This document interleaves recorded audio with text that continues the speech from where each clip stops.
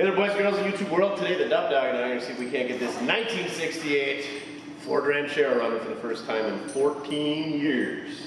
Duff's excited. So the story on this bad boy is, our buddy JC down in Aberdeen got a call to pick up some cars for scrap iron. There were some minivans, some expeditions, some other stuff. This was there. And when he saw how complete this thing was, minus the broken rear glass, he said, I'm going to give Mortske a call, see if he wants to buy a Ranchero. Long story short, for a measly $700, he delivered us this bad boy last Friday. Now let's see if we can't get this thing running and driving for the first time in 14 years.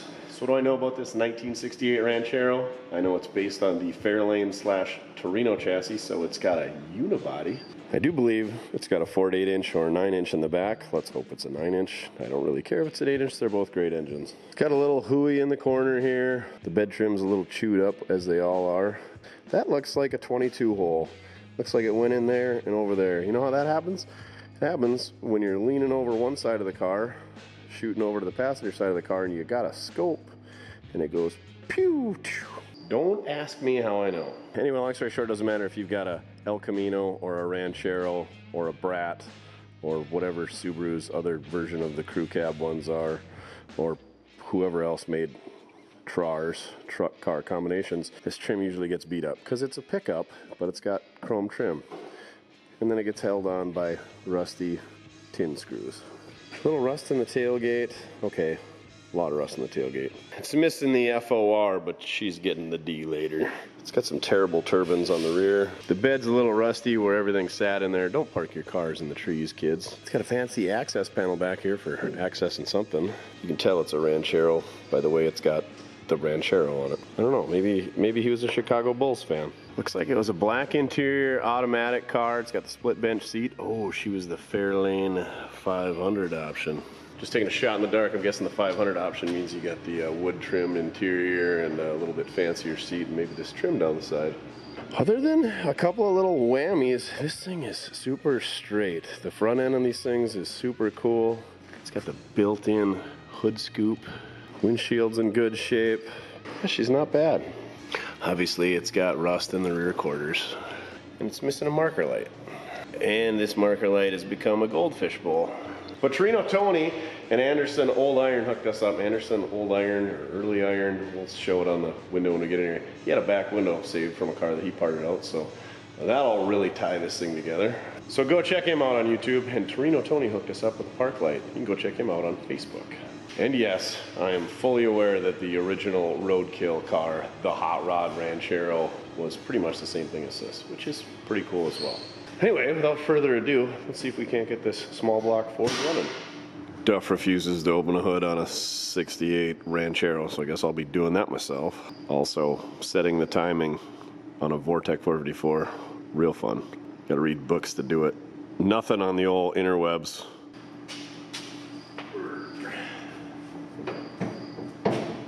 Oh yeah, pull it sideways, not push up.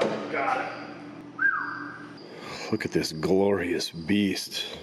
Dual reservoir, master cylinder, first year. Power steering, no power brakes, no air conditioning. Distributor at the front, super easy to work on. Thanks, Ford. Looks like we got 302 cubic inches of awesomeness. You could also get them with a 289 according to Rock Auto. How about the valve cover? What's that say? Anything interesting? Anything relevant? Nothing there. 2-barrel, I presume. I think I've had about 2 4-barrel Fords in my life. Yep, there's the old Motorcraft. Is the carb loose? Oh yeah. Look at this complicated mess of throttle linkage geometry. It's like they had an engineering in-house bet with just how silly and complicated that they could make a throttle linkage system. So the gas pedal comes up here, hits this rod, comes down to this pivot here, which pushes ahead on this rod. But also, for some reason, we need to tie it to the firewall, and then it goes to that pivot, which has got another pivot down here. And don't worry, it doesn't get all sloppy in there or anything. Kick down, we don't need that. We got the ball where it would hook up, and there should be a round tube smashed flat on the ends that hooks onto that, but I don't see that. Guess we don't need to pass anybody. So complicated. Also, I feel like there should be a return spring on that somewhere. Maybe that's what that little metal tab there is for. All right, auto light's free, that's all that matters. Everything looks pretty complete though. Let's see if it turns over. Oh yeah, we're golden. I see a quart of ATF over here, so hopefully the transmission just leaks and it's not shot. Coolant. We're just gonna assume that there's some in there. How about the dipstick? Oh yeah, right there. Well, it's on the stick and it looks pretty clean. And no flexi hoses, just the way we like it. I didn't even check. I wonder if we got keys. Oh yeah. Alright, looks like Chrome Dog is our battery sponsor this week. You too can be a battery sponsor at mortske.com. Positive towards the solenoid. These battery cables look like they're in real great shape. Insert sarcasm. That ground is ugly. UGLY. You ain't got no alibi. You ugly. Alright, hooking up the loser switch to our solenoid. Here we go. Come on, baby, turn over. Oh, a bad connection, you don't say. Come on, positive cable? I would have never guessed it. Alright, let's clean up the battery cable. Here we go.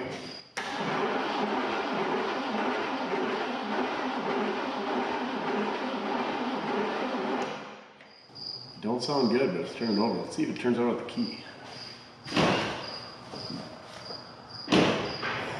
We got interior lighting. Speaking of interior, it's got a headliner. She's pretty roached out, judging by not having a back window. It's not good. Oh, we got plants growing on top of the seats. That is a lot of play. That might be a problem. Write that down. We're going to need to look into that. We got 180 degrees of rotation before we get tension on the steering. Fix the radio too. Here we go. Look how far over this ignition switch is. It's like easier for the passenger to reach than the driver. It's literally an inch away from the center of the car.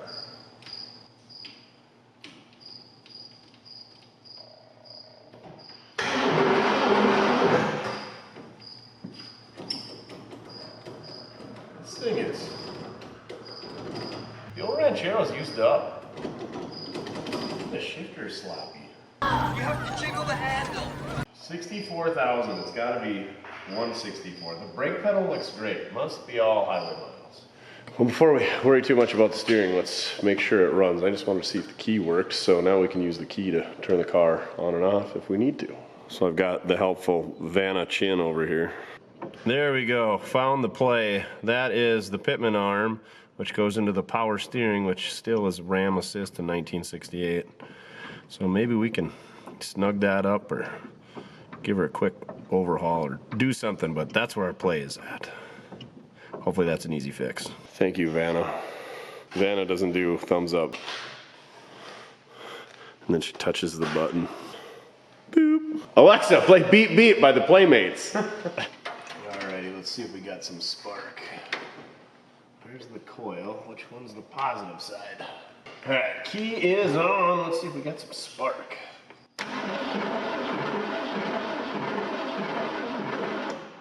Looks like we're gonna have to do the old Mortske flick.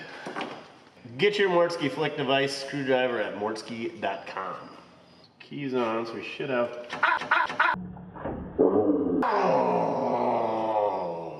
By the power of Grayskull. Been a few days since we've seen the power of Grayskull. That woke me up. No need for coffee when you do that. I would not recommend waking up by getting hit with electronic ignition or any ignition for that matter. Whew. There's power here. Let's flicker a few times.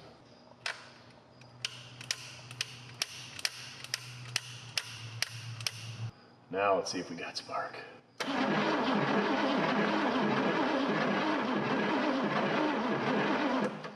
Still nothing. Are we gonna have to clean them or heaven forbid replace them? Before we get too crazy, I'm gonna go ahead and cut the fuel supply down here so that the fuel pump isn't picking up any 2011 fuel. Get the old Hansi file out. Let's go ahead and file these points, see if that fixes it. You're gonna wanna do this with your ignition off. How about now?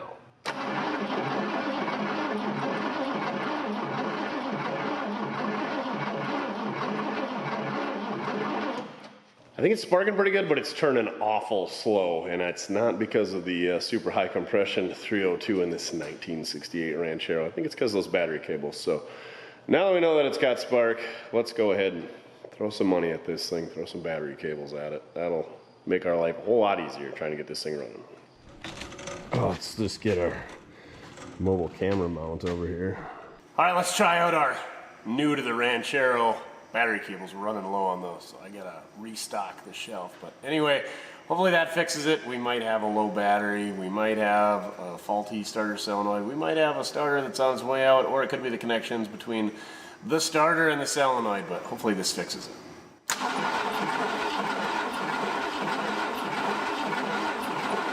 I think that'll do. That'll do, pig. That'll do, pig. That'll do. Let's give it a tickle of the hot sauce and see what happens. Where? These gotta be the full bowls, right? Hopefully. Alright, she's full. Slingshot engage. Slingshot engaged. Hey, let's hook the coil wire up. Derp-a-derp.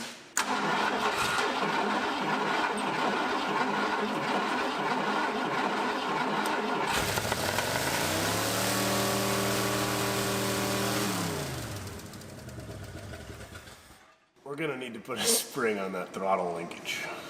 It runs though. You better have oil pressure. All right, let's find a spring. Hopefully we can find something in my spring stash that works. It'd be a lot cooler if the spring was just like laying here on the intake somewhere.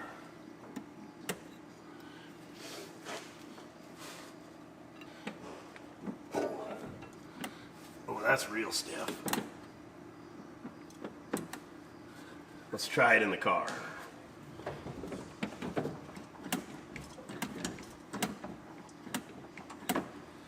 Not too bad. That little guy is gonna keep it from running off on us, hopefully. Now that we got the old Ranchero running, let's go ahead and take a look at the bottom side and then drop the fuel tank and see if we can resurrect that bad boy so we don't have to buy a new one, because fuel tanks are usually a couple $100 and a sending unit's another 50 or 75 bucks. So let's save ourselves a good chunk of change by dropping that out of there, cleaning it up, and not having to run a boat tank in this thing. Looks like we're gonna want to clean out that radiator. There's the tags, 5 of 2011, so 14 years ago. Looks like we got drum brakes to go with our non-power brake action. And typical of any pickup, this thing's seen some things. A couple of dents in the oil pan. The cross member's folded back pretty good. Oh yeah, ranching is tough. There's our shift linkage. That's got a little bit of slop in it. I was trying to find the kick down. Oh, there it is. We'll just need to figure out what that's hooked up to, or not hooked up to. Looks like the same rocks that hit our cross members also hit our exhaust. The old exhaust has seen better shape. Rotted out at the Y pipe. And a nice big hole in the down pipe there. Look at all this play in the steering.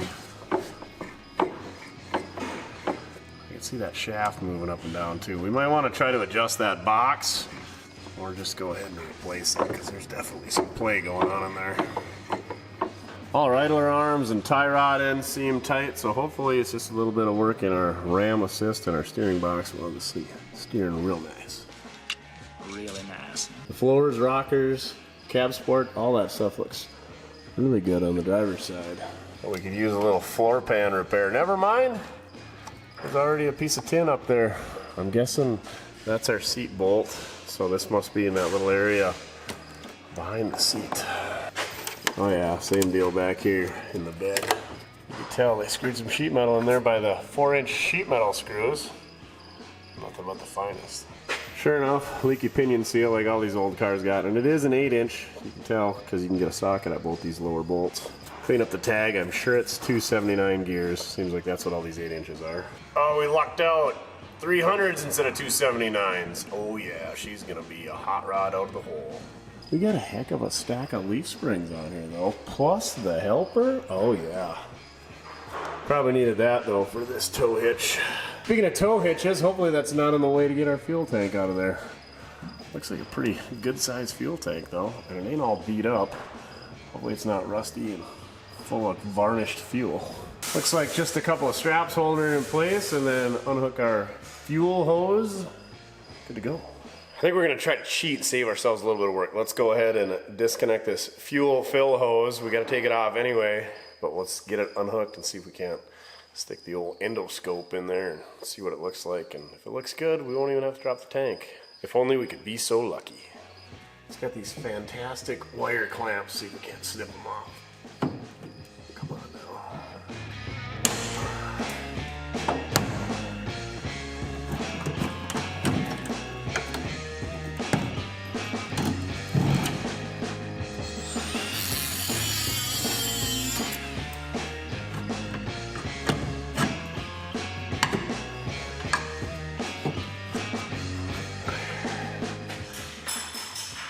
Well, what I can see with my bare eyes and my flashlight looks pretty good. All right, here we go. Let's cram the schlong in there. See how she looks. Man, that looks not like brand new.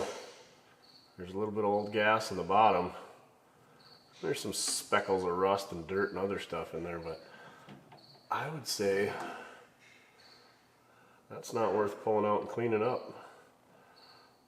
We'll throw an inline fuel filter, top her off some fresh gas. We're gonna run that sucker. That's plenty good for the girls we go with. The fuel filler hose has seen better days, so we're gonna go ahead and replace that.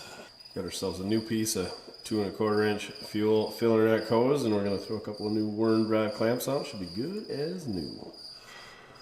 Aha, there we go. Much better. The only time that sees fuel is when you're filling it and when you're driving around with a full tank. So it's not that critical, but this way it should never leak on us. Since we're replacing fuel hoses, we already replaced the one on the fuel filler neck that we just did. We cut the one going from the fuel line on the frame rail to the fuel pump. Now let's go ahead and cut the one that's going from the frame rail to the fuel tank, and then we'll blow the line out and we'll get that replaced. And pretty much all the rubber hoses on the fuel side of the things should be good. So right there's our fuel sending unit, and you can see the fuel line up top there. We're gonna go ahead and snip that little short chunk of fuel hose out of there. We'll blow through that line since it's open at the fuel pump, and we'll hook it back up. And if we need to do any testing later on to see if our fuel sender's working, that's the connector we're gonna disconnect. We also might wanna find a way to tie up our taillight harness that's hanging down here. Good news is it shouldn't get burned through by the exhaust pipe, judging by all the leaks that are in there. I don't think much heat's getting all the way back here. Also, I don't think that... Oh, it's all plugged up with mouse house. Yummy. Yummy! Oh, yeah. Sunflower seeds even? That's the good stuff. We're gonna have so much extra horsepower now. There you go, good as new. The constant tension clamps were in good shape, so we went ahead and reused those as well. And yes, I blew out the fuel line before I put that on there. There's our section of fuel hose and the fuel filter coming from the fuel line from the tank into the fuel pump. We're gonna go ahead and replace both the fuel hoses and the inline filter. Now since it's Ford, we got one more section of hose to replace, and the reason that Ford uses a section of hose there is because they've also got a inline filter in the carburetor, which would probably be a good time to replace that. So here's my plan there. I'm gonna go ahead and cut that section of hose out of there. We're gonna fill up the fuel tank. We're gonna fill up the carburetor. We're gonna get this thing running. Hopefully the fuel pump pumps fuel up to here, and then we're gonna go ahead and replace that section. That way we know our fuel pump's working and the rest of our fuel system is doing fuel system things. So that way we know we're not wasting our time by putting that section of fuel hose in there just to find out that the fuel pump doesn't work and having to unhook it later, and so on and so forth. Working smarter, not harder. I think we're gonna go ahead and name this thing Wheelchair Wilma. Not only does it make a great seat, it makes a great bench for sitting your fuel tank on to pump your fuel.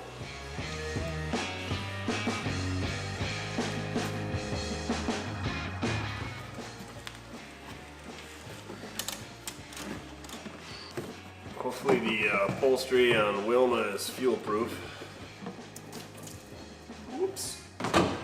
I cannot say enough about these pumps.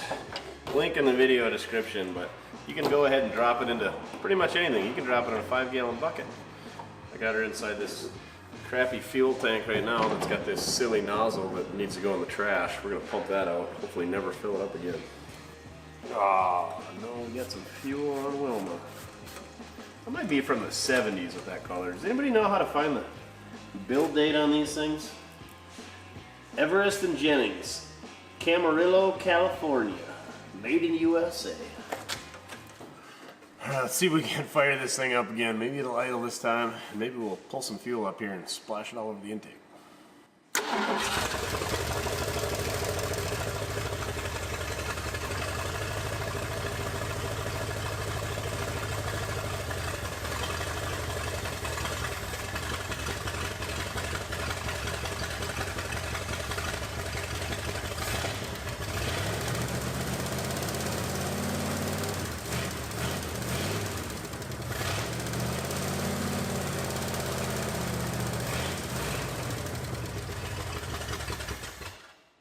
Now we're getting fuel. That took forever. Why does Ford use 3/8 fuel line, come to the fuel pump, and then 5/16 after that? Silliness. I'm gonna go grab some 5/16 fuel hose. On the plus side, it does seem like it's idling pretty decent on its own. Again, I was kind of bottle feeding it. I've heard worse carburetors. Don't worry about that Molotov cocktail mouse house on the intake covered in gasoline though. It's okay. We're basically veteran firefighters at this point around here. Oh, go out. Yeah. Okay, let's try it again, see if it'll run on its own.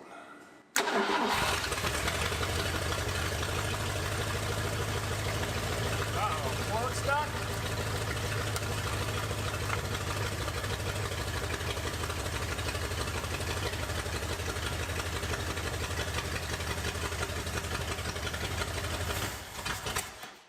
I'm waiting for fuel to come bubbling out of these carburetor vents, and then that would signify to us that our needle and seat is stuck or our float is stuck, and you don't want that. Sounds like our accelerator pump's working though.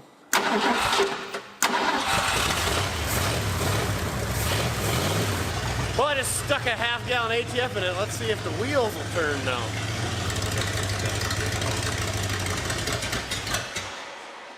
Well, I think it's safe to say that our transmission is doing what it needs to do. Things were going so good until they weren't. Seen a puddle on the floor. It's right about there. And what's right above that puddle, you might ask? That's our fuel pump. I'm guessing it's leaking out of the old weep hole because she's a little soggy. I'm guessing our diaphragm has since dried up. So I guess we'll spend the rest of the day looking for a fuel pump that works. I don't have the right fuel pump on hand. I got one for a 289. Parts store should have one in the morning. We'll throw it on there, carry on with our lives. While we're waiting for that, let's get rolling on some brakes so that once we get rolling, we can get stopping. And that way, if we got to order some parts, we can get those ordered. Oh, what are the odds there's any brake juice in here? Whew. Both reservoirs have got a little bit of fluid in them, so this thing might have brakes currently. How lucky can we be? The hydraulic brake gods are shining down on us today. Let's go ahead and top those off before we ever even go and hit the brakes so that we don't induce any air into the system. Oh my goodness, I hope these things work. Check out those dome lights. Wee-oo. When was the last oil change? Oh, can't read it. This seat is wet. All right, brakes. Ooh. Well, it doesn't go to the floor. They get harder, so there's some air in there, but we can deal with that. There shouldn't be much, because there's still fluid in the reservoir. What a deal. Horn gonna work? I bet it does. Just lost $5 to myself. Well, it runs. It appears that it's going to stop. Appears that it's going to move. Let's fix this rear window. So I opened the passenger door here to grab the seal that it fell behind the seat. And I don't know if you guys can see the problem here, but it's all ready to fall off. There we go. Fixed it. So I don't know if the hinge broke, or the pin broke, or the bolts are out. Can't imagine it's that rusty, but maybe. Anyway. The door just about falls off when you open it. So let's just leave that shut for now. and address that later. But yeah, I thought I was missing the seal. It's here, and it's somewhat pliable. It's a little cracked up, but we're gonna take that off of there and clean all the crud out of it. We gotta take this trim off right here, like so. Definitely not a glass guy, but yeah, let's get that out of there and get her cleaned up. Maybe suck the mouse house out of the headliner, spray some Roundup on the plants that are growing on the back of the seat, so that we can get a back window in this thing so we don't freeze when we're driving it, and also keep our rotted out floor pans in less rotted out condition. Good grief, that's a Fomoco hitch. That's a factory accessory. What a deal. You can tell by the way that it's chrome. Not really, but it's a Fomoco hitch. Speaking of rear glass, Anderson's Old Iron hooked us up with this. Go check them out. It's out of a Tidy Car Rust Rebel. I would imagine that was something similar to the old Rusty Jones car saver system. Saw a lot of these around September 11th, 2001. They're pretty common up here. We should bring those back. And they were a Bison fan. The Bison decals didn't hold up as well as the American flag. But anyway, shout out to Anderson's Old Iron for hooking us up with this. We could maybe clean a little goo off there, but I think it'll fit the rest of the car quite well. Provided I don't break it putting it in. Yeah, that trim's never gonna fit again. Come on now.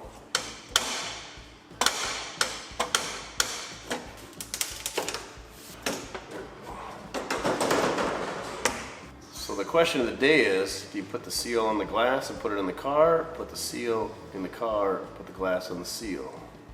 $1 million question. Comment down below if you're a glass guy and you know, is there a rule of thumb for that? Or some you gotta do one way and some you gotta do another way? It's just whatever you feel. The headliner was sacrificed. She was sagging pretty good and there was a lot of mouse house that I don't want to breathe in, so we got that out of the way. Now we got to go ahead and get a screwdriver, clean all the old broken glass shards out of the channel in our weather stripping or window seal. Since it is a Ford, let's try using our Mojo Craft magnetic screwdriver available at mortske.com. Oh, perfect width.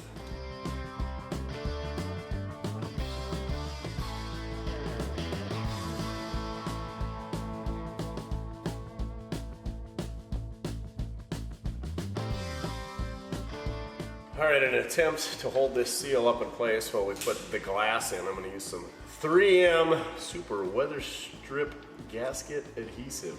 You guys know I'm not a fan of schmoo, so at least when we use the schmoo, use the right schmoo. Oh, should definitely clean that groove out too. God dang it. I hate glass.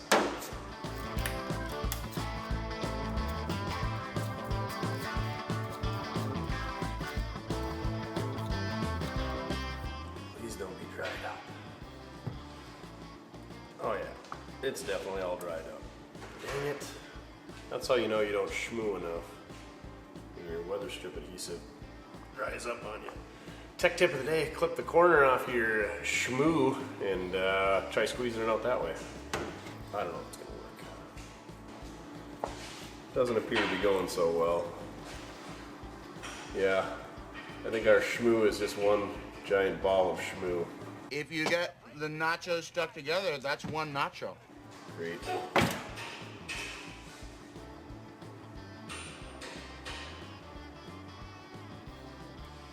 Yep, no good. Found a bottle of Loctite brand weather strip adhesive in my toolbox, and it's still schmooey. Yes, I know I should clean up the metal that it goes onto, and I should use a new seal, but I'm lazy, and I don't have a new seal.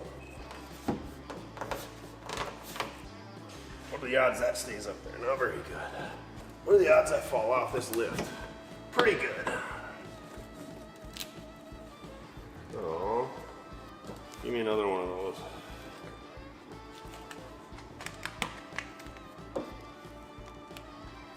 That should do, I think.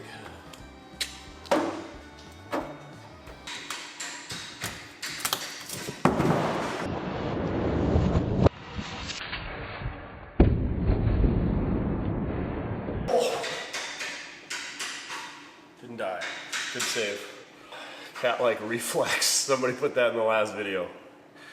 Instead of reflex, they put reflex. Ouch. Now the fun part, trying to get this brittle piece of rubber wrapped around our brittle piece of glass. Here goes nothing. Got our glass installation tools ready, aka trim removal tools. Spray her down real good with the old spray away.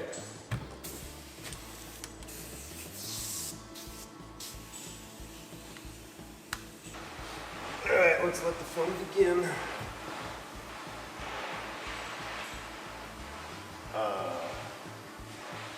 That seems way too wide.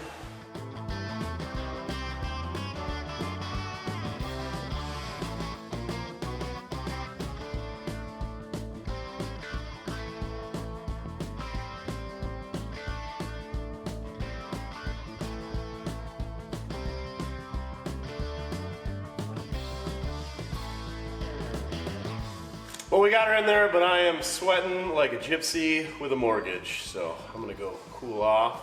I think what we gotta do is there's a dead space or airspace at the bottom here underneath the seal, and so the seal can peel down, you know, because gravity, and then the window will want to drop out. So I think we're gonna take some paint sticks, cut them down and wedge them in there, and then we're gonna put some Gorilla Tape along the bottom side there. There should be a piece of trim, and I think that trim kind of holds the window, so we're just gonna wing it. But anyway, it's in there. So there's this gap on the bottom, and it's about 3/4 of an inch deep and about a 1/2 inch thick. And I think the trim would sit in there. So we're gonna go ahead and use some door and window shims because it's a window, we need to shim it. So these things are tapered, comes almost nothing on this end and probably about a 1/2 inch, 3/8 on the other end. 3/8 won't fit. So we're gonna need to cut them down so that they do fit. Paint stick wasn't thick enough.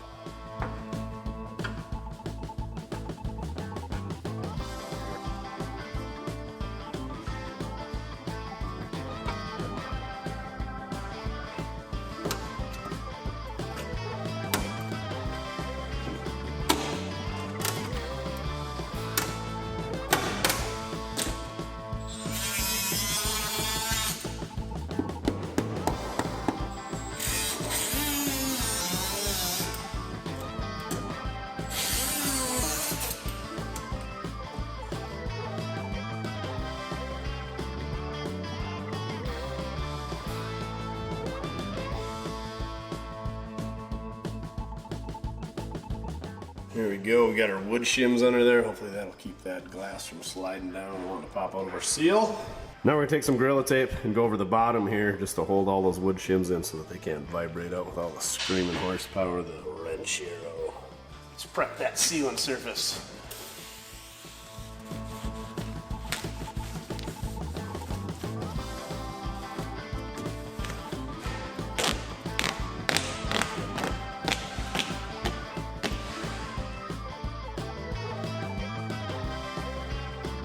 Now, what are the odds we can get this trim back in there? 0 to none. What even happened? Magic?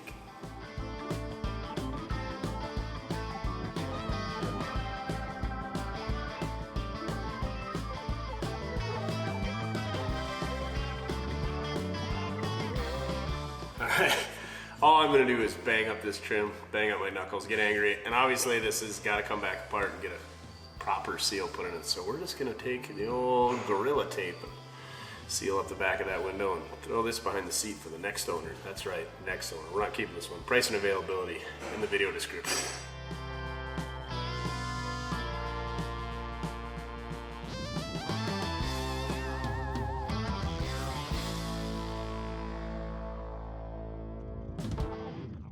Oh, we're ready to take this thing for a drive, and we need some better wheels and tires. So we got better tires. I don't know about wheels. Duff says definitely not better wheels. These are off that, I believe it's a 1979 Cougar XR7. We put 5 spokes on that thing that were wide and good. And you can't get much tire on this car, it appears. I tried putting an 8-inch wheel up here and it definitely was gonna rub. So I got these things with some brand new 225, 75 Hankooks on it. So let's put these on there and see how the thing drives up and down the road before we go through all the effort of finding some bigger wheels and tires that are cooler and fit. So I'm gonna go grab some nice new chrome lug nuts from the lug nut guys. Go check them out. All right, 3 more to go. Not a lot of room between the front of the quarter panel and that tire, but as it goes up, it should go back. Let's go ahead and get this mess cleaned up before we take it for its maiden voyage.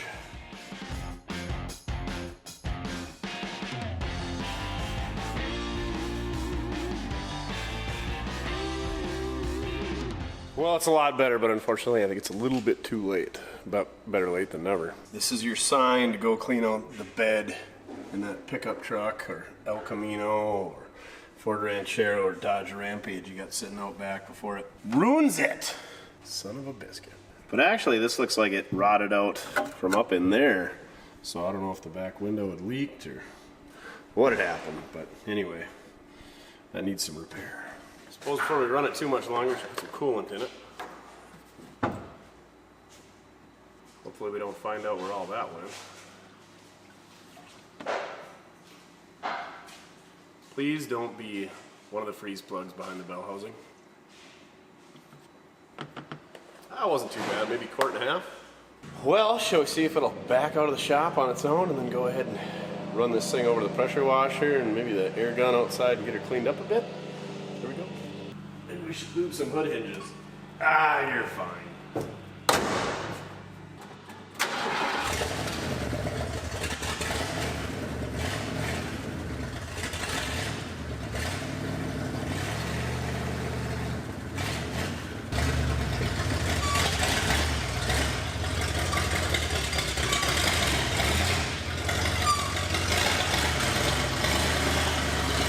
I think I figured out where the ATF is supposed to go. We got no power steering and nothing on the stick, so let's dump some of that in there. But hey, the brakes work, and unfortunately it's missing the handle to open the door. Oh, somebody came to inspect it. It looks like in April of 2010 they put an engine mount and an oil pressure switch in it, according to the advanced auto part receipts that I found in the ashtray. I can't even see the engine mount. We're just gonna assume that they put them in. That's why they put that. Well, the good news is it appears that it's just the pressure hose. The bad news is parts store doesn't have one, so we gotta wait a couple days. But anyway, we're gonna run this thing out back. Get her all cleaned up. That is, if it makes it. All right, we made her back here. The right front wheel rubs on the inner fender, so we're gonna have to bend that little tab back, no big deal. The brakes aren't great. The steering is absolutely horrendous. I don't know how they were even driving it. And I was gonna roll the window up so that we could wash it, and we got some issues there. So yeah, I guess it's a fair weather vehicle.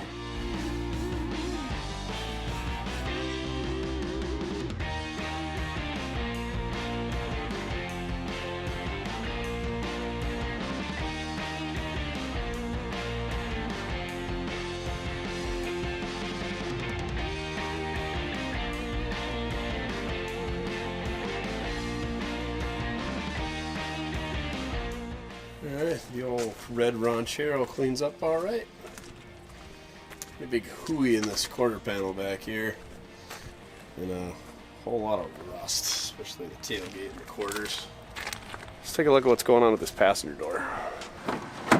Oh boy. Wow, that's bad. Oh yeah. The whole hinge is missing. That's inconvenient. The whole door is literally held on with one bolt.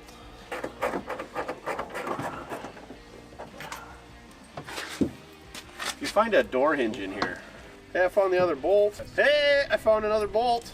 It's got to be in here somewhere. That doesn't seem. Ooh. Hubcaps! Well, since I was unable to harvest a door hinge, Torino Tony came through. He said he's got one, it's off. He's gonna run it over to us sometime today. But when we got this passenger door off, we're gonna take the door panel off and lube everything up in there, and then we're gonna glue the glass back onto the regulator so that that doesn't fall out. We'll see how that goes, and then hopefully do the same thing on the other side. And the steering on this car not only has that power steering hose leak, but it's also super sloppy. So let's go ahead and get this thing lifted up in the air. And yes, we're gonna address that steering. All right, sure enough, it's the pressure line that's leaking, so we got to disconnect that anyway. We're going to take this pressure valve off here, or steering valve, whatever they call it. You got to disconnect it there. We got to do the pressure and return lines, and then we got to take it off the pitman arm right there, and then we'll put it on the bench. We'll pressure wash it, get it all cleaned up, and see what we can do to repair this thing.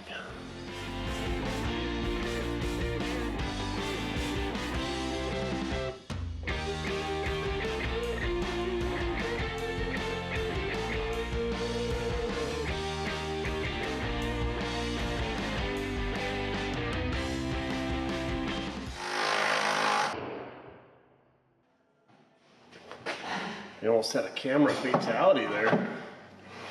Let's go pressure wash this greasy mess off. It's insane the depths you have to go through to take the power steering assembly off on a 1968 Ford Ranchero. Let me show you.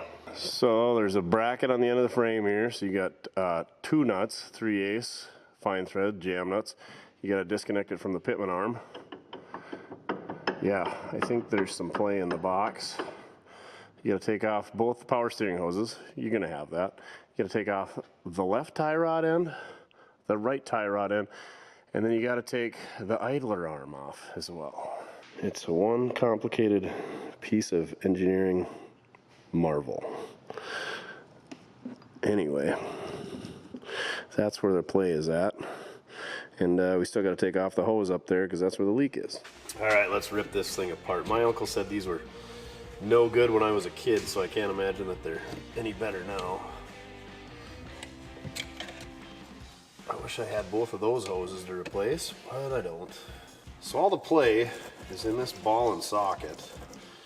And yes, I know Junkyard Digs just did one. I watched the video. Of course, Angus did all the work, like he always does. He's kind of like our version of the Mojo.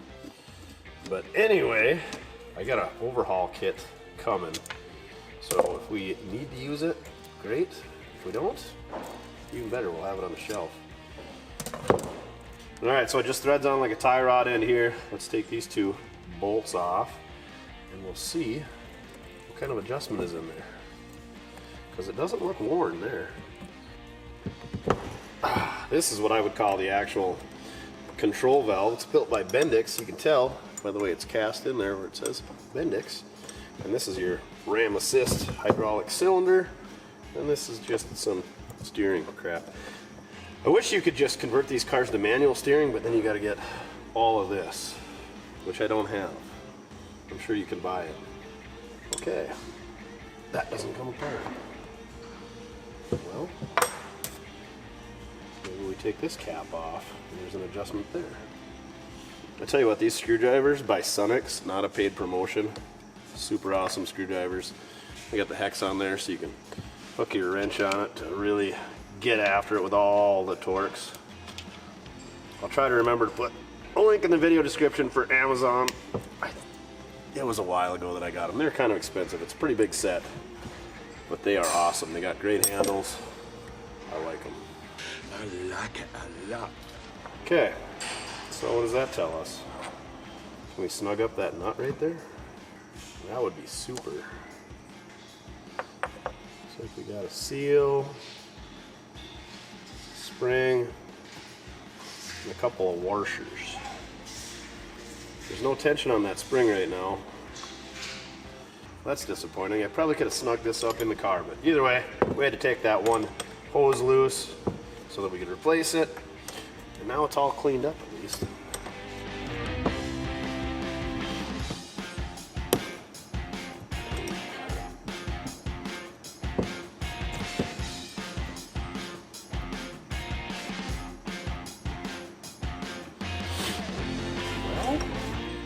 As the Junkyard Digs boys say, I don't know if it's better, but it's different.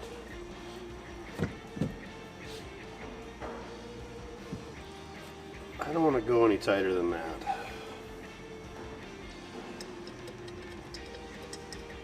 Yeah, I think it's got to come apart.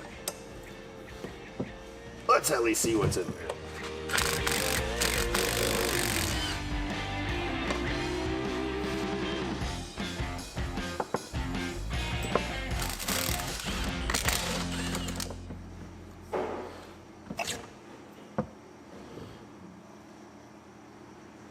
guessing all that rust and crud isn't supposed to be in there.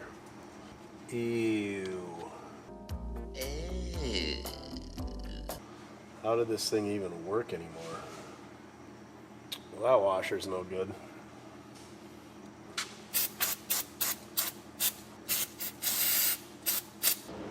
You can see this flat disc here, that shouldn't be missing that piece.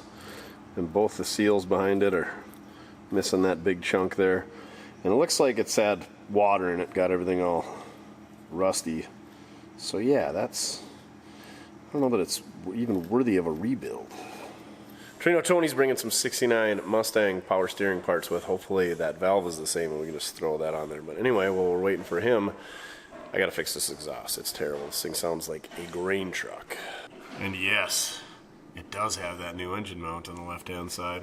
Anyway, this exhaust is just beat up on the left side, and then when it comes to the Y, she's all busted out. And then the downpipe is all rotten on the right-hand side. So, let's see if we can't patch that up just a little bit better. So what I'm gonna do is cut the old stuff off with a Sawzall, and we're gonna go ahead and grab some new pipe and try to bend it to match and flare it and stick it on there. I would put new exhaust on it, but I don't love the car enough. And also, I'm afraid of taking the bolts off the manifold because I'm afraid they're gonna snap off and it's just gonna snowball like this steering and the windows and everything else. So we're just gonna scab it together for now.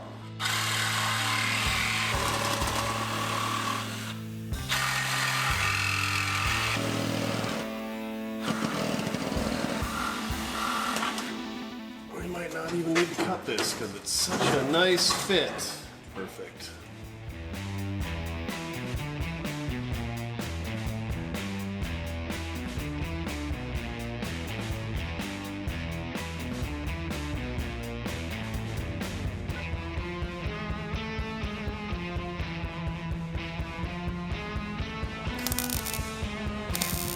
Probably not the right gloves to be using for welding.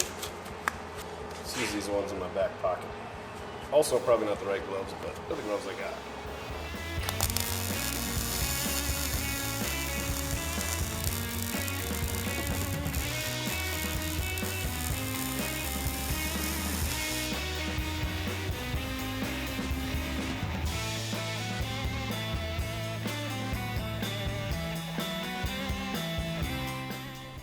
All right, there we go. Not too bad for my first H-pipe I've ever made.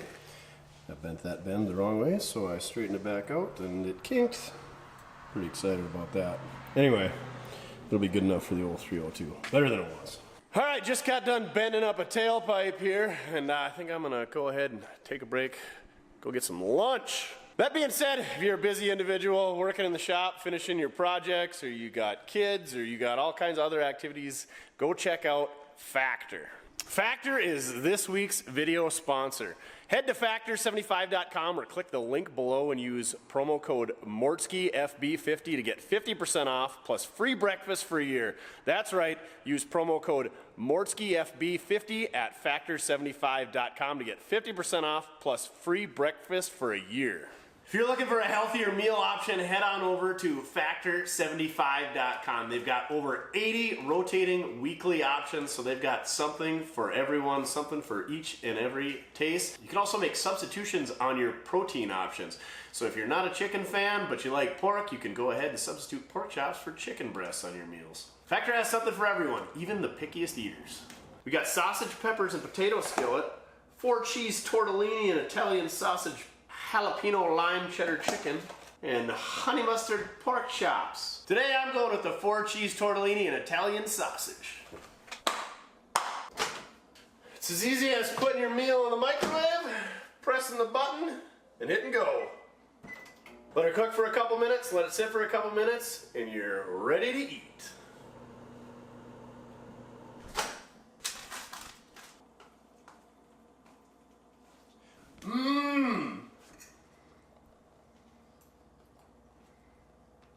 Now that is delicious. Use promo code mortskerepair at factor75.com. More links in the video description. Now let's get back to work. All right, Trino Tony showed up. He's got a power steering set up off of a 69 Mustang. That control valve looks the same, so we're just gonna steal all that stuff and put it on ours. And hopefully it works.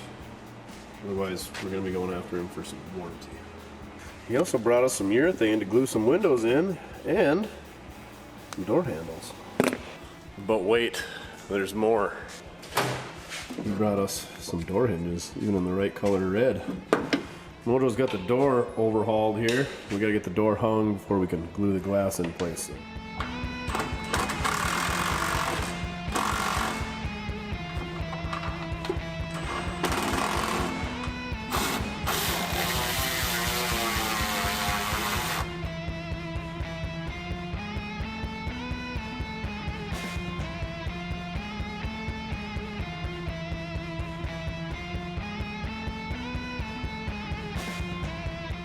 Mojo is doing his door thing over here.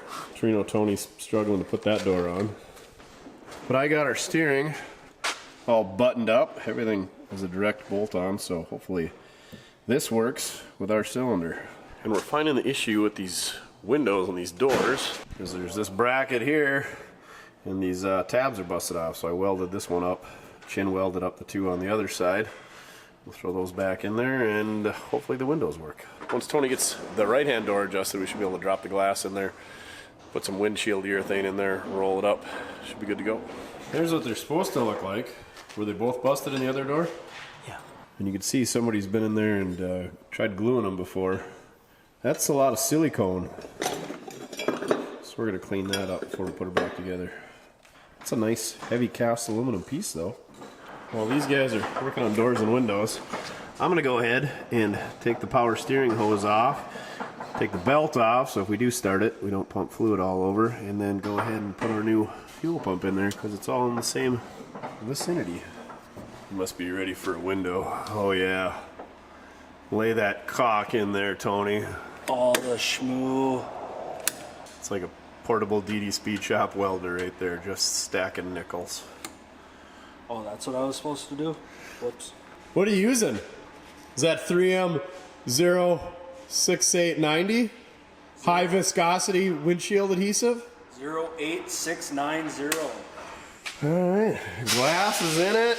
I got a new belt on the alternator. I'm waiting on the power steering till we get hoses on it. Then we started messing with the steering down here. And what we found is, Tony brought another 69 box with. It's for a Mustang. And it's got this little cap here, and they're supposed to be threaded.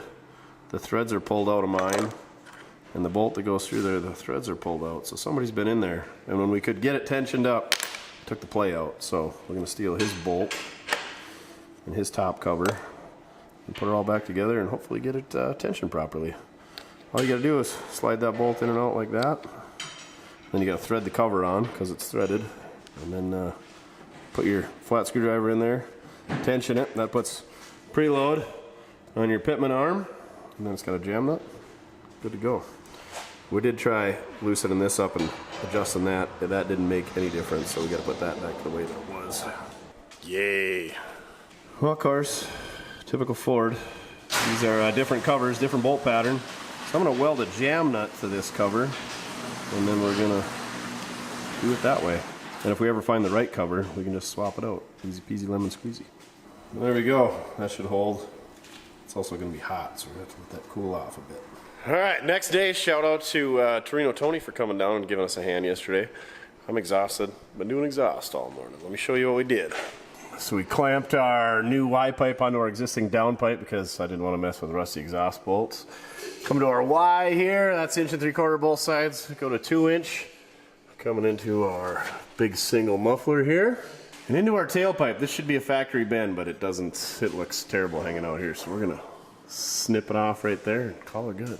New exhaust for the old Ranchero. It's going to be way more quiet now, hopefully. There we go. Got her trimmed off nice and high and tight. If I wanted to, I can straighten that bend out a little bit, and then we'll put a little pipe on it coming back there. But I like it where you don't see your exhaust, and it's behind the cabin, so it should be good to go. And we're doing big smoky burnouts. It should just shoot all the exhaust out. We'll be golden. Way better than what we took off, huh, Duff? Gonna be whisper quiet. So much rusty exhaust. Whew, finally fished these power steering hoses out of there. And unfortunately, it's the return side that's leaking, but anyway, we're gonna fix them both. Their turn side's got a crimped on end, so I'll have to figure out something there. The neat part about these is they got this little clamp that holds it in place, so it's a pain to take apart, but keeps it from rubbing on things. And they also loop the pressure sides through this silly boot strap, and there's another boot strap over here above the oil filter, but that's busted. I mean, I like the clamp down there, but the boot straps, that's just overkill. So because Rock Auto and Napa and everybody doesn't offer a return line, I think I'm just gonna have to cut this off right here, get a new chunk of return line, slide it over it, clamp it. Well, I really like a flare on there. Anyway, we'll figure something out, but we gotta replace this section with some bulk hose.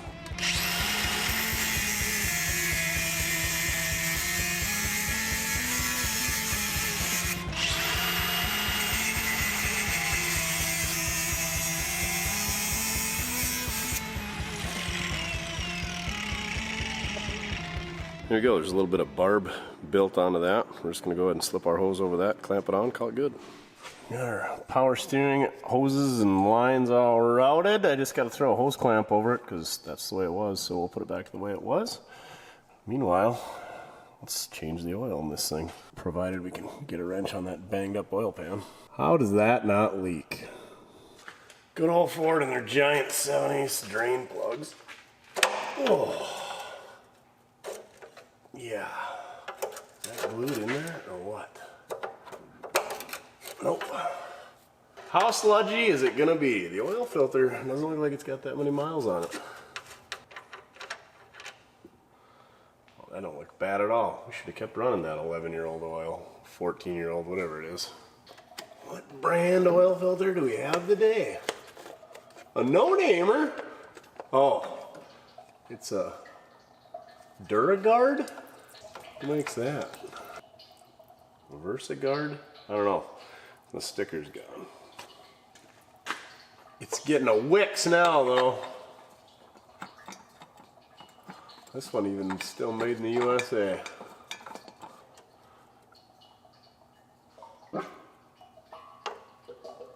Please don't leak. Well, we got it up in the air. Let's replace that right front brake hose. It's all weather checked up. The left one looks like it was replaced. Guess what?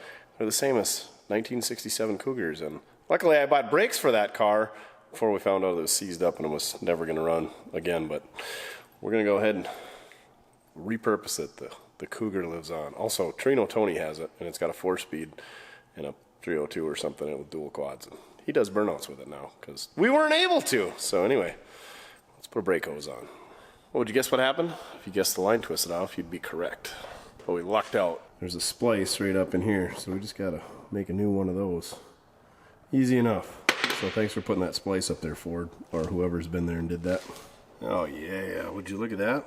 Almost looks like we know what we're doing. We got our copper nickel brake line. I'll try to put a link in the video description for that stuff. It's super great, been super easy. The old Sealy line straightener, that thing's fantastic. This Master Cool kit for flaring is awesome. It's a bit expensive, but well worth it if you do a bunch. And then our pliers for making a nice bends. Link in the video description. Oh yeah, look at that nice brake line that's not hooked up to a brake hose, which turned into a snapped off bleeder, which led to a stuck adjuster. Oh, the snowball that is brakes. Good news is, Cougar adjusters, same part number. Bad news is, Cougar wheel cylinders, different part number. They are a 7/8 diameter wheel cylinder. And the wheel cylinder that we took off, look at this tiny little stupid silly bleeder. Anyway, these are 1/16. I was gonna try to fix the bleeder, but yeah, not real good in there. But I had a good used wheel cylinder that I saved off of the 65 Ford F100, and that's 1/16. All the dimensions are the same. It's got a nice big old girthy bleeder in it. So that's going in there. New adjuster's going in there, and we're gonna be good. The shoes look good. The drum looks good. It's gonna break better than it ever has until something else breaks. Yeah, that's what'll happen. We'll drive it till she breaks. We haven't even got to try out our new exhaust yet. Dang it. But nobody wants to see brake work, so I'm just gonna do that quick behind the scenes. Just kidding, the Mortske minions are gonna come out and put it together for me while I sit in the back and enjoy a sandwich. Yeah, no minions. They're not even in the Ernest and Jennings. What do we call that thing? Wilma, Lieutenant Dan? No minions today. There you go. The minions got her done. Brakes are ready to rock, other than doing some bleeding. Oh, I just noticed that. Fomoco is cast into the drums on these things. That's pretty neat. That's pretty neat. All right, time to do a little bleeding. Not from my knuckles, from the brakes. Alrighty, we topped off the diff with a little bit of 80-90 because we knew that this pinion seal's been leaking for quite some time. It didn't take a whole lot, but we don't want to burn up the old 8-inch back here. We got her topped off with engine oil, power steering fluid, and brake fluid. We're gonna fire this thing up and see how my sweet single custom exhaust sounds.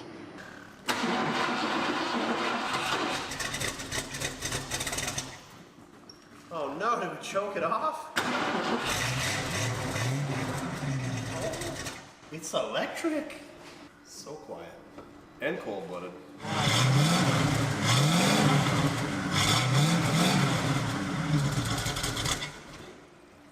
Well, that didn't last long. I'd like to put a pinion seal in it, but I've only got them on hand for 9-inch rear ends, so yeah, we're gonna have to stock up on pinion seals for 8-inch rear ends. I did run to the DMV and get some tags for this thing, so let's put those on there. And we'll be pretty much ready for a test drive. Are you ready for an RIDE? One other thing we gotta do. These marker lights, reflectors, they're hideous. They're terrible. I don't know if they only came on 68 cars, if they're only on Rancheros, what they are. I think the later cars had them in the bumper, or maybe the Trinos. Anyway, these things gotta go. And it looks like they're just held on by a couple screws. You can take the whole bracket off and nobody will ever know they even existed. And I was right. Oh, these are terrible. They belong on 1978 Huffy bikes. Now every time I see a car that's got these on it, I'm gonna cringe. If you've got a 68 Ranchero, please go take these off for the sake of humanity. Plate does come off on the backside. You'll never know they were there. Oh. This must have been a government mandated deal. These are terrible and they're an afterthought. And they're super easy to take off. So go ahead, take yours off and throw them in the glove box, you know, for when it's worth big money on Barrett Jackson.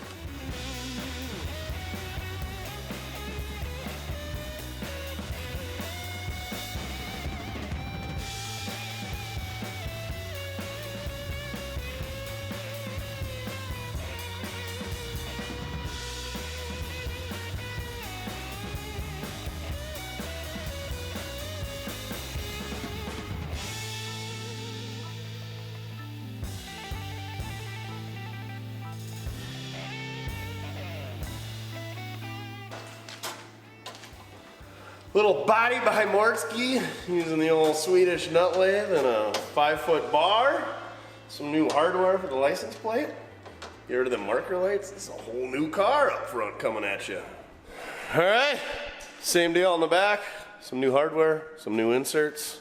Guess what? I got these old license plates off this thing. These May of 2011 3, which is Brown County, South Dakota, Aberdeen area. I'm gonna go ahead and autograph these things. Put my Herbie Hancock on there, Mortske. We're gonna go ahead and throw these in with somebody's t-shirt order on the dates listed below. So if you want a Mortske, Herbie Hancock, Brown County, South Dakota 2011 license plate, head on over to mortskerepair.com. Check out the shirts we got there. Shirts, t-shirts, sweatshirts. We got Hawaiian shirts. Yeah, the Floyd Cotter pin. We got some mechanic shirts with pockets. We got the Mojo Craft pocket tees. We got crew necks. We got hoodies. Yeah, I think that's about it for shirts. But we also got ball caps and magnetic screwdrivers. I mean, can koozies. But this is for shirts, sweatshirts, t-shirts, button-up shirts. We're going to throw one of these in with a couple orders. So head on over to mortskerepair.com. And we're going to go on, head out on a test drive. You got the lights working, right? You forgot to tidy up that wiring. We should take off those marker lights too. Maybe next time. Oh yeah. Well, just in backing it out of the shop, it's a lot quieter than our first test drive. Power steering works way better. And the brakes also work better. Steering is better. So many improvements. The tires are better. There's some squeaks and rattles. All right, C4. Let's go through the gears. Hey, speedo works. A lot of dust. Come on, you can shift anytime now. There we go. Ah, it's so quiet. Glorious. Duff loves it. Well, let's take this baby on a little cruise, see how she goes. Give you guys a little Mortske minute. So the Ranchero was the first car, truck, trar in America in 1957.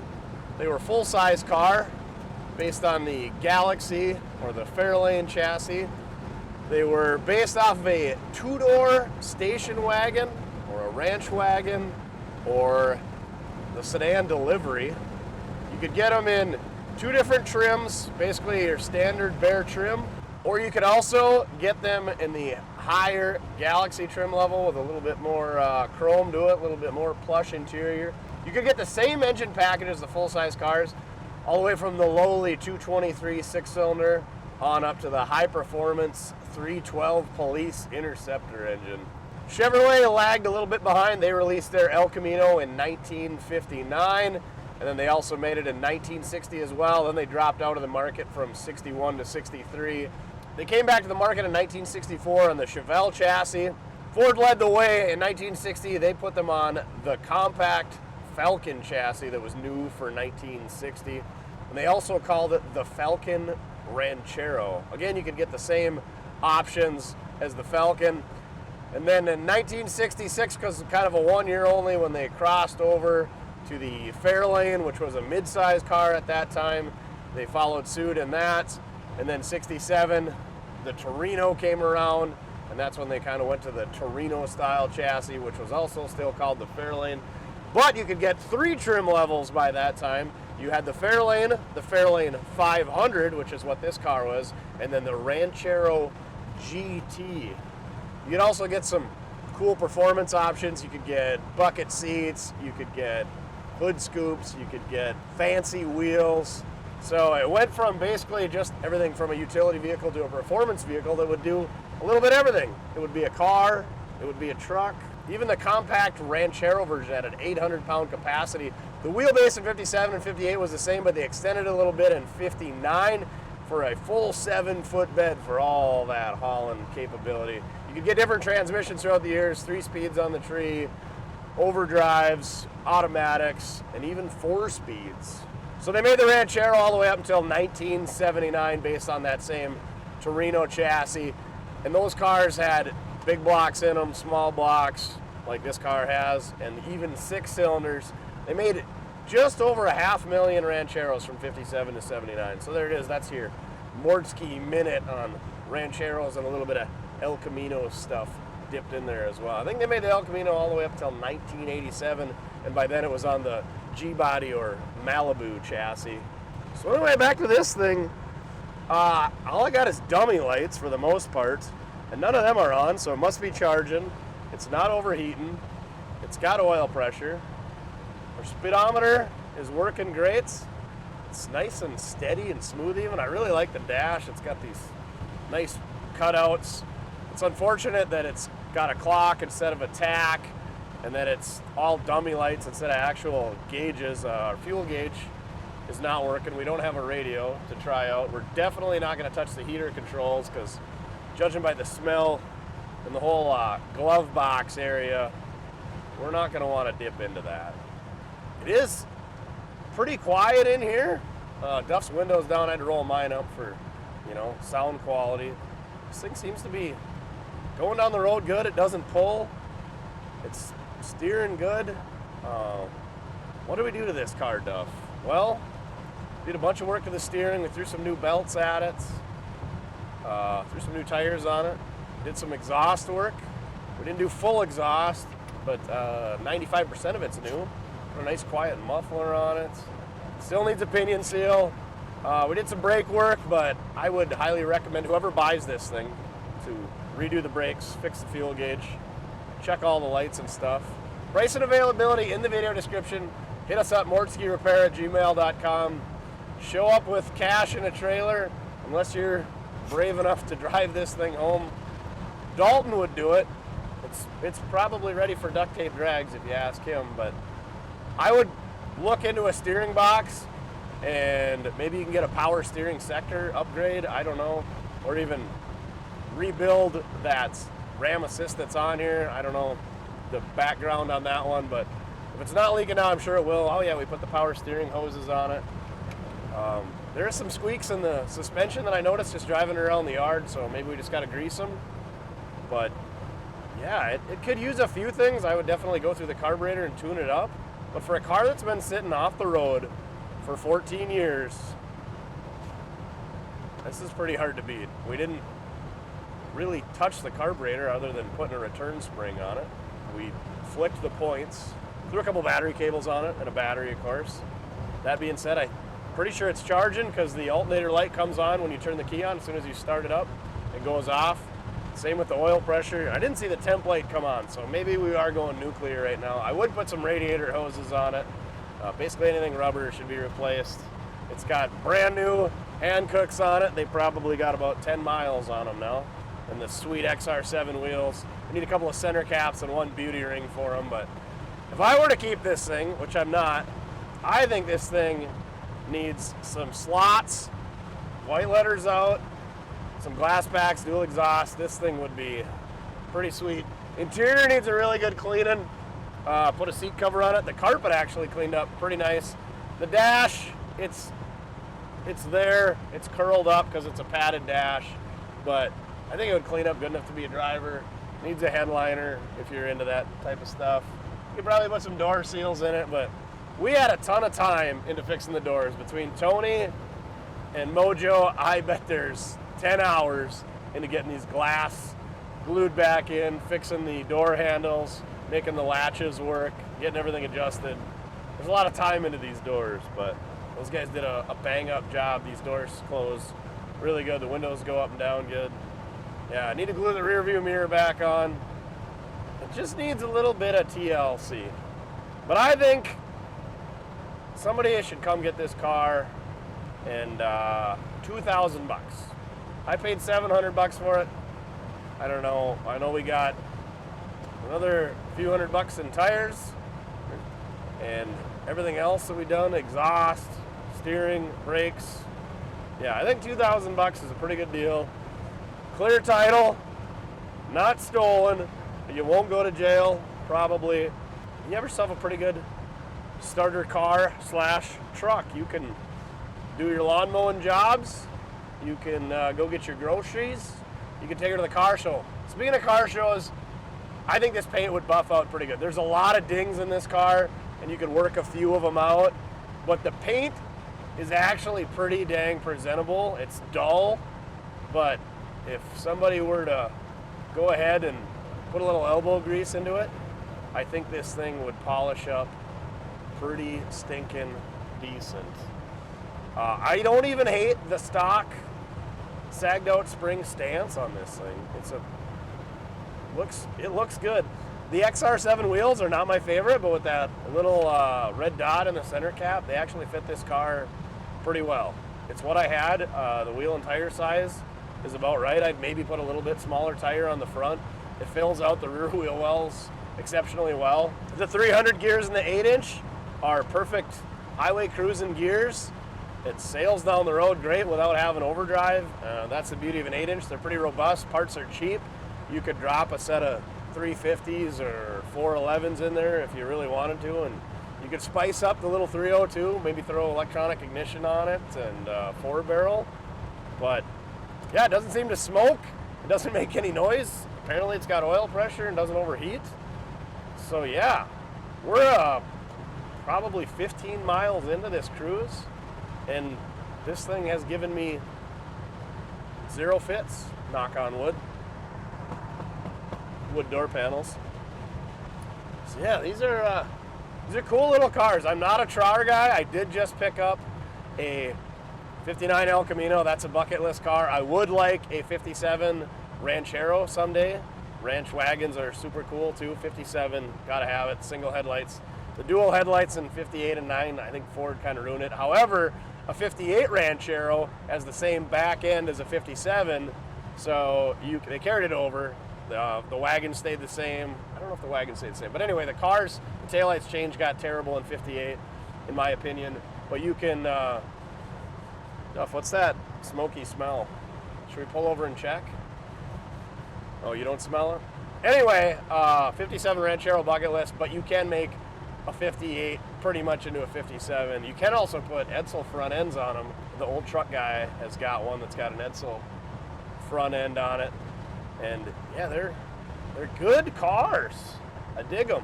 I do dig the 70, 71s. 72s are pretty good cars. Other than that, not so much. The Falcon ones don't do it for me. These Fairlane ones, Torino ones, they're acceptable. But yeah, 59 elcamino is my favorites, and then the 68 72s are all right.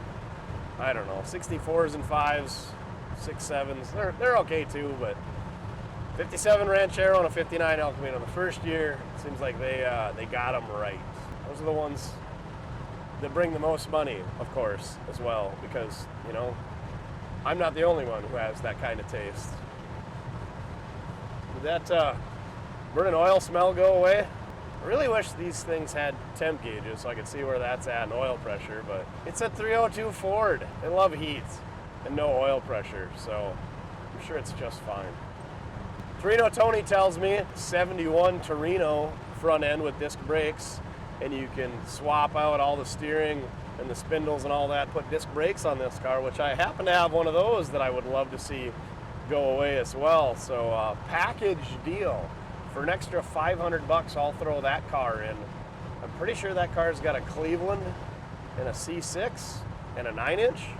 I don't know if any of that stuff will fit in here, but you could buy that car for $500, steal the brakes off it, and sell the rest to somebody, probably. Or if you already have one of those cars and you want to take the disc brakes off it and put on this when you buy it, that's a pretty viable option as well.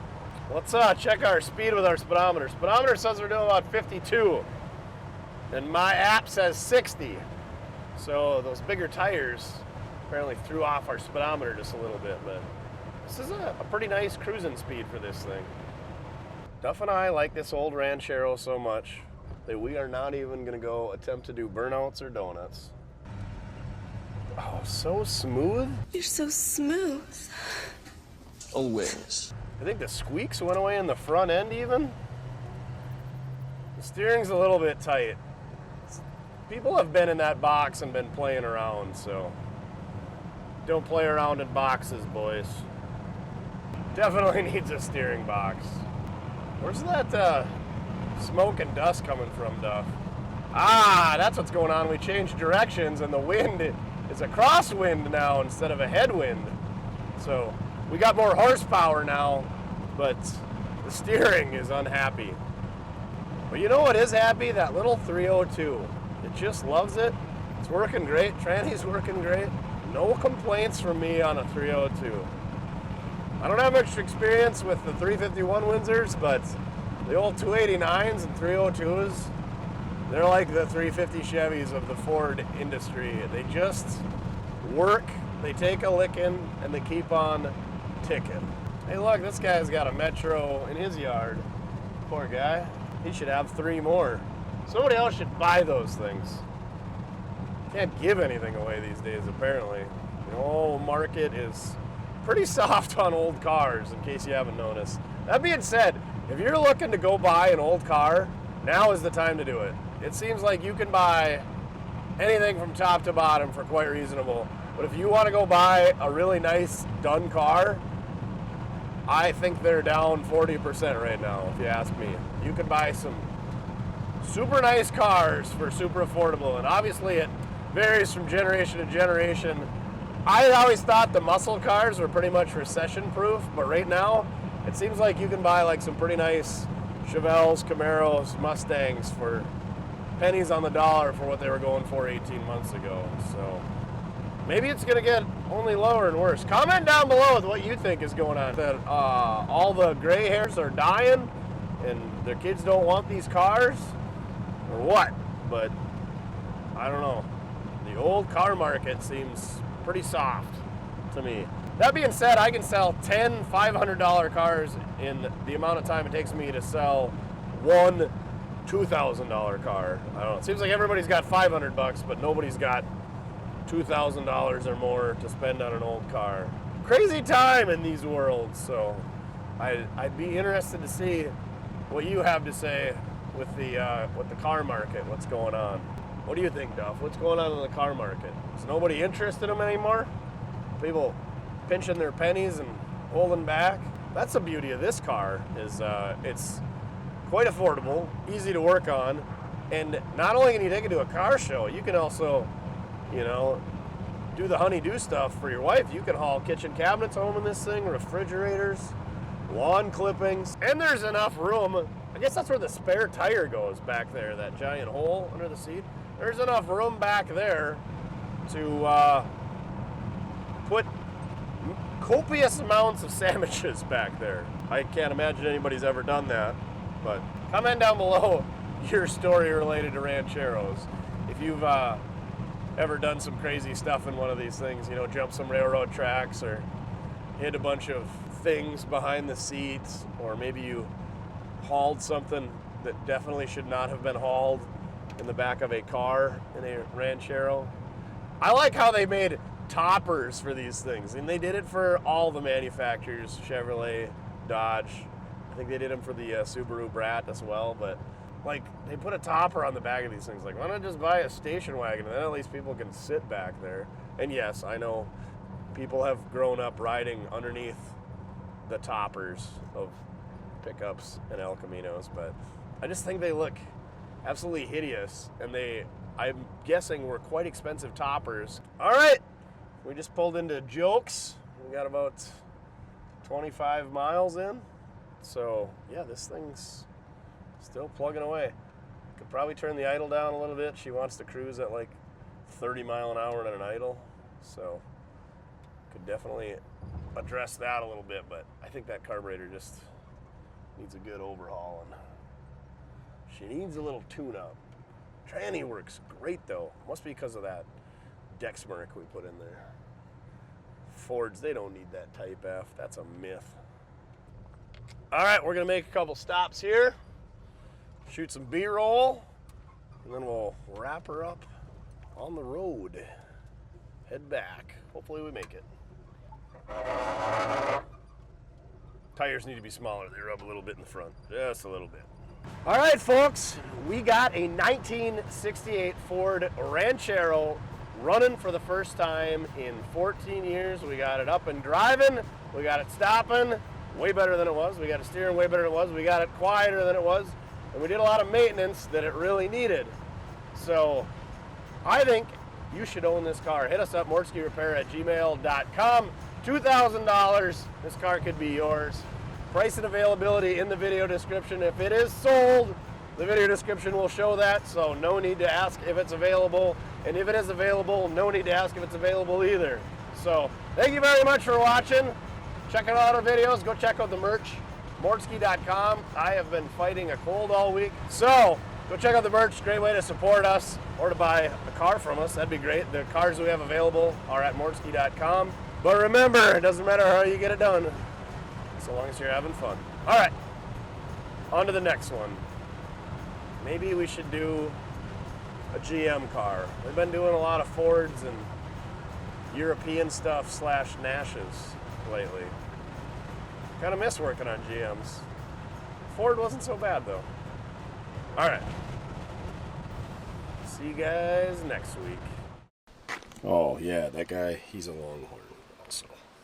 Oh, forgot to mention we got factory hubcaps to go with it.